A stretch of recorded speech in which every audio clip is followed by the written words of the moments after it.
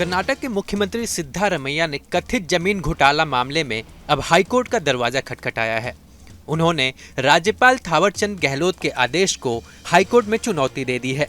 दरअसल मुद्दा स्कैम मामले में राज्यपाल थावरचंद गहलोत ने सिद्धारमैया के खिलाफ भ्रष्टाचार का केस चलाने की मंजूरी दी थी। सीएम सिद्धारमैया के खिलाफ मुद्दा स्कैम के आरोप हैं। मुद्दा केस की बात करें तो यह मामला मैसूर शहरी विकास प्राधिकरण का है, जिसे मुद्दा कहते हैं, जो कि एक ऑटोनॉमस बॉडी मानी जाती है। इसके अलावा जमीनों के आवंटन की भी जिम्मेदारी इसी प्राधिकरण की है। बता दें कि इस पूरे मामले की शुरुआत 2004 से होती है। उस दौरान मुख्यमंत्री सिद्धारमैया ही थे। मामले में सामाजिक कार्यकर्ताओं का आरोप है कि इस जमीन आवंटन की प्रक्रिया में घोटाला हुआ था।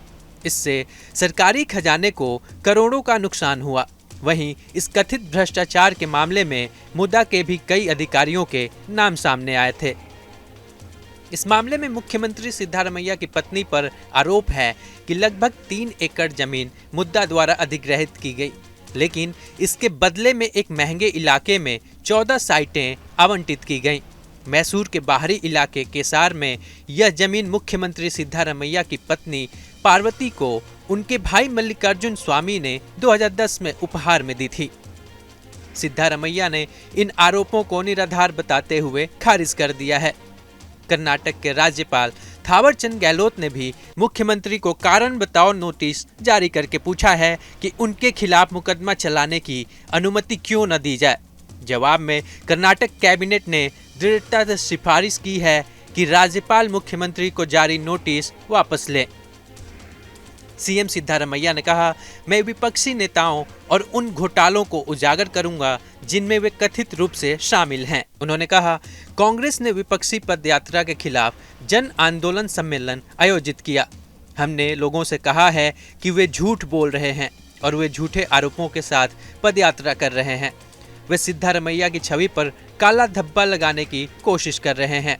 वे लोगों के आशीर्वाद से सत्ता में आई इस सरकार को हटाने की कोशिश कर रहे हैं।